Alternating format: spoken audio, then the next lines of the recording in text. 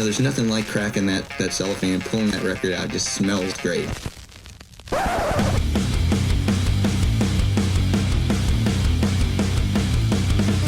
Welcome to BODS Mayhem Hour. Non-stop hardcore energy. I love the show, guys. You're awesome. Unlike any other. With your host, John the Bod, a.k.a. the Bod Father. Man, this stuff rocks. This is Steve Zetro, Souza from Exodus, and you're listening to BODS Mayhem Hour. Turn it up loud. The views and opinions of the guest do not necessarily reflect the views and opinions of BODS Mayhem Radio Network, its staff, affiliates, or sponsors. Parental discretion is advised. Welcome to BODS Mayhem Radio Network. Hey everybody, welcome to BODS Mayhem Hour. I'm your host, John the Bod, a.k.a. the Bod Father, and as always, I'm bringing you guys and gals awesome interviews. And today it's a huge honor and privilege to have vocalist Steve Zetro, Souza of Exodus. Exodus will release their 11th studio album, Persona Non Grata, on November 19th via Nuclear Blast Records. Exodus has released the first single, The Beatings Will Continue Until Morale Improves. Get your shit together, folks. This video was written and directed by B.J. McDonald and produced by James A. Rada. Persona Non Grata is the follow-up to 2014's album. Is that correct? I mean, that's hard to believe, man. Yeah, 7 years, long time. I know. I've grown old since then. Yeah, it's part of it.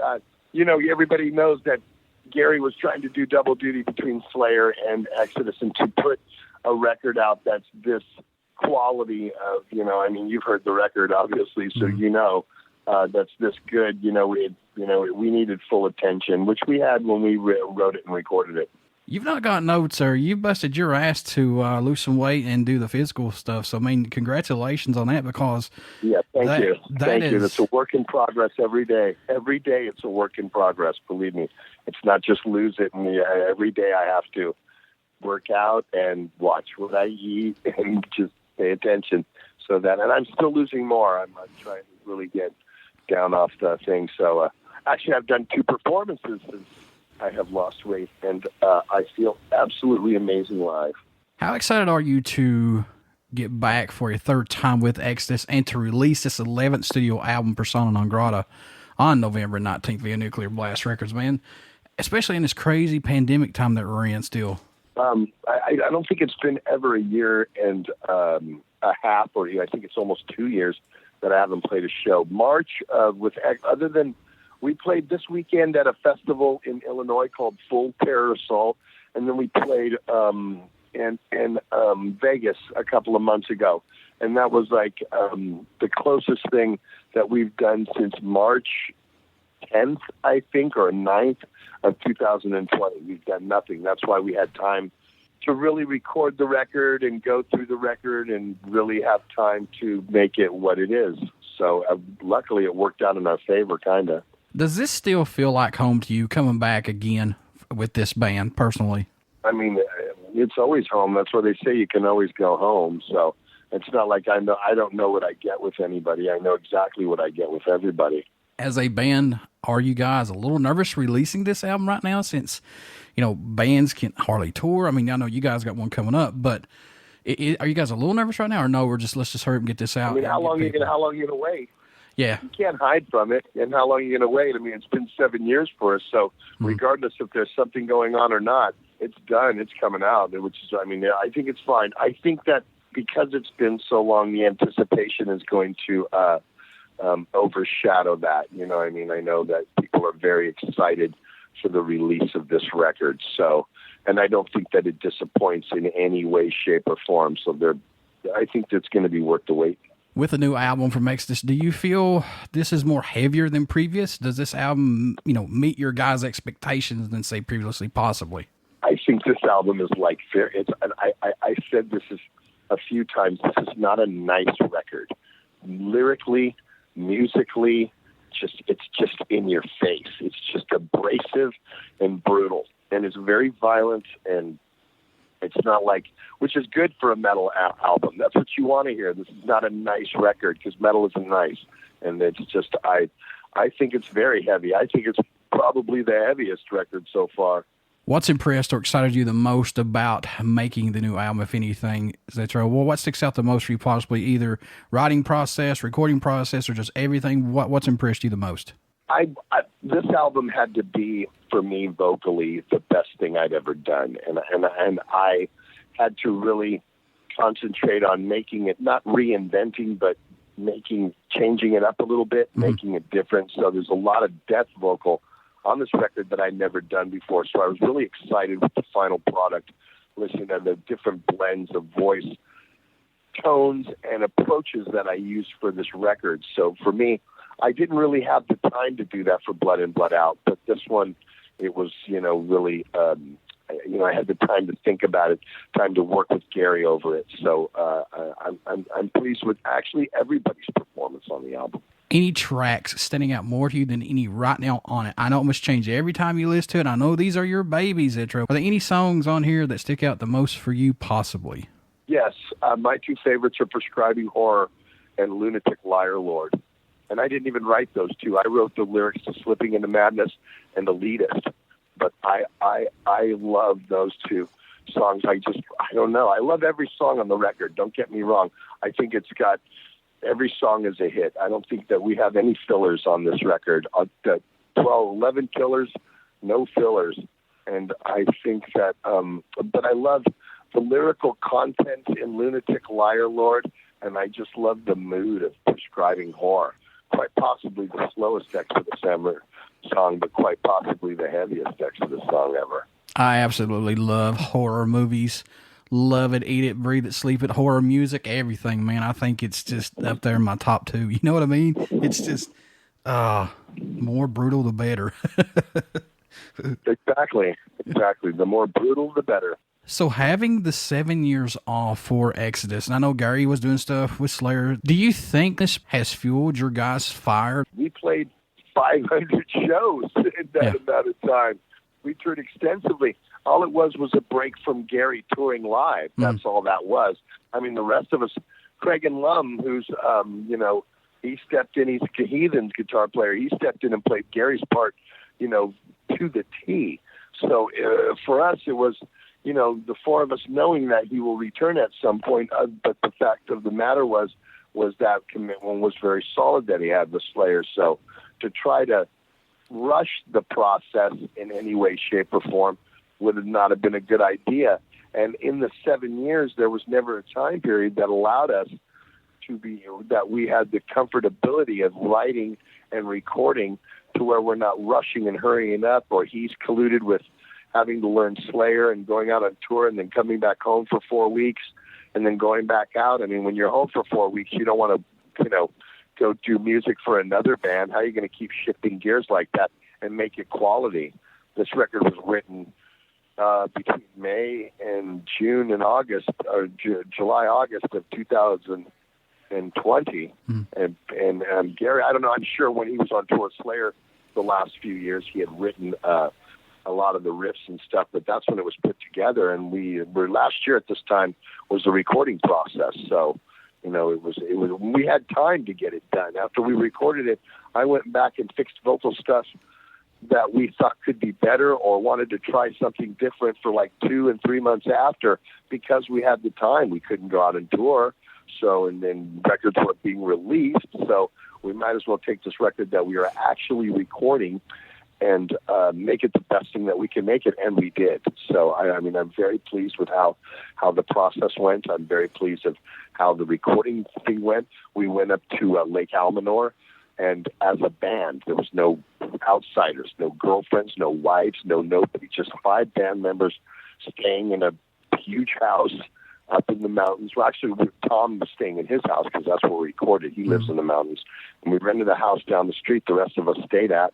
It was this really nice, serene atmosphere with a waterfall right behind the house we were at. There was just no distractions. It was just us 5 up there, and that's why I think the record is so good. Any tracks that didn't make this album that we can see on an upcoming album down the road, or EP, or anything possibly that you guys have in your back pocket, maybe? Nope. We don't write like that. We write for the record. We don't write fillers or records that we don't think are good enough. to make the record. It's never been that way, not since I've been in Exodus. Anyway, the 12 tracks that are on this record were written for this record. Was there a track that you guys were working on that totally ended up sounding different than it was intended to when it was brought to the table? I don't know, because I think maybe Elitist, the vocal part, because I was doing it a little bit differently than it finally ended up, but I don't think much. We don't really that really never happens with us.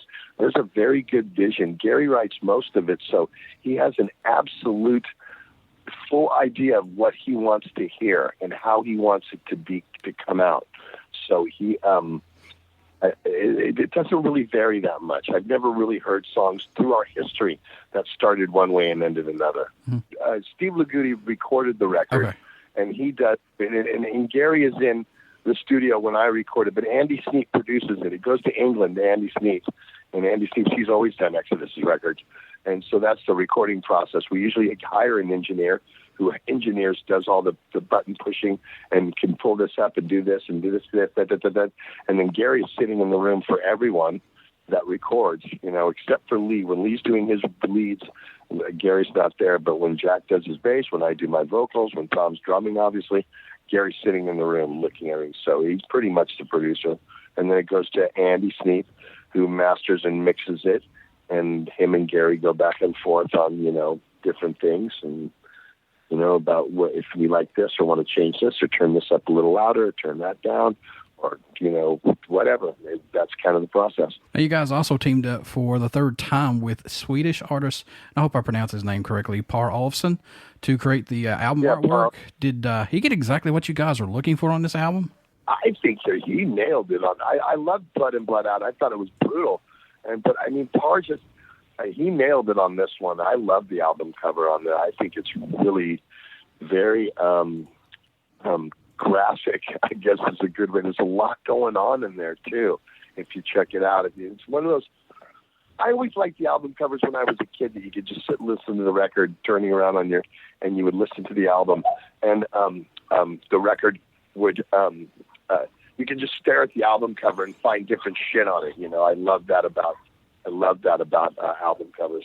And this one is the same way. There's a bunch of shit, bunch of carnage going on, a bunch of death, locusts, whole bunch of crap going on.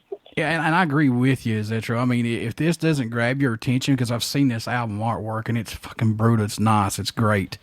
If it doesn't grab your attention in a record store, there's something wrong. This thing is beautiful. I can't wait for the T-shirt. Think about what the fucking T-shirt's going to look like God. With that on. But I think it very much matches the album. I think this is one of those albums that really, the album cover definitely, it matches the album. You know what I mean? The album cover is so persona non grata. Blood and Blood Out was notable for featuring a guest appearance by former Exodus guitarist Kirk Hammett, who left in '83. How was working with him, possibly if you got to work with him? Because he's a phenomenal guitar player, but how was working with Kirk on this? Because I know he's a member of your guys' band for a long time there, for a while. I wasn't there the day he did the lead, but I'll say this, that we're very good friends with all those guys. Gary and Tom talk to Kirk and Lars all the time. They go hand in hand. Exodus and Metallica has always gone hand in hand, even though they're on a complete different level than us. Mm-hmm. But, we appreciate that kind of stuff. Unfortunately, on this record, because of the circumstances, there were no guest appearances. Other than my kids doing the backup vocals, my boys that play in Hatred, they did the backups, but they were part of the backup crew. But there was no guest spots on this at all. It really bothers me, man, when, they'll mention Metallica, Anthrax, Megadeth, Slayer, and, you guys deserve credit too. I don't let it bother me. Yeah. Never thought about it. I know the big four is the big one and the other three with no respect to any of them. And I don't look at things the pecking order. I grew up in the Bay Area, so I know who was here doing thrash metal first. We all know the story. Metallica moved from L.A. to the Bay Area because this is what that type of music, once they saw what Exodus was doing, this is what they wanted to do. Mm-hmm. So, I was there during this period fully of when everything was built. When Bailoff was the singer, and I hadn't even started Legacy yet. So it was just, I was here and I saw who was the actual true, and again, not, being a homer, but we have always been a very, brutal band that, play true and from the beginning, and we've never changed in what we've done. A lot of bands have, but we have not. So, and we're still as heavy as we ever were, and we'll always be that way. Zetro, do you still have a go-to album or maybe a song that you find yourself going back and listening to from time to time possibly? Do you go back and gravitate toward any albums or any specific songs for you maybe? We could fucking sit here all day and go over that because they change constantly. But okay, do you want my Zetro's go-to song for 2021? Sure. Megalomania off of Sabotage. Black Sabbath, Megalomania. I love that song off of Black Sabbath, Sabotage from 1975. I've been listening to that lately a lot. So, but it'll change. I'll get a fucking Merciful Fate song kicked into my head, and I'll be going, oh shit! And then every week, every couple of days, I got to listen to that. So it changes.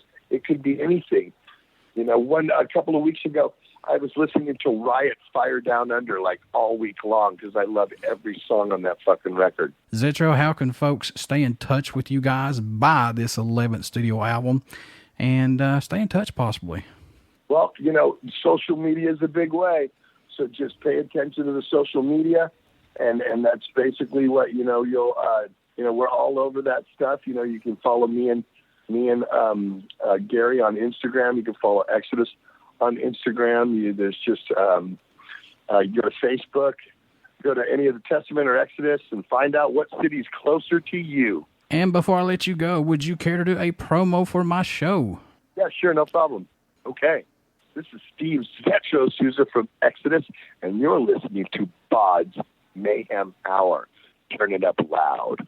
Everybody stick around. We got some great stuff coming up, and you only hear these interviews right here on BODS Mayhem Hour.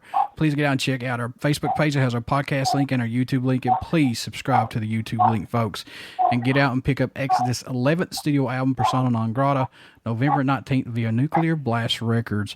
And Steve Zetro, man, thank you for being on the show, and happy Halloween, man. Happy Halloween, my favorite holiday of the year.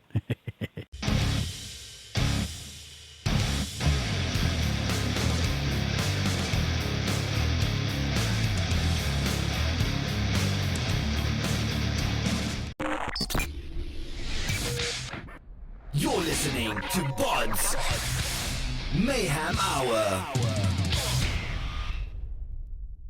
Follow us on Facebook, Twitter, and Instagram.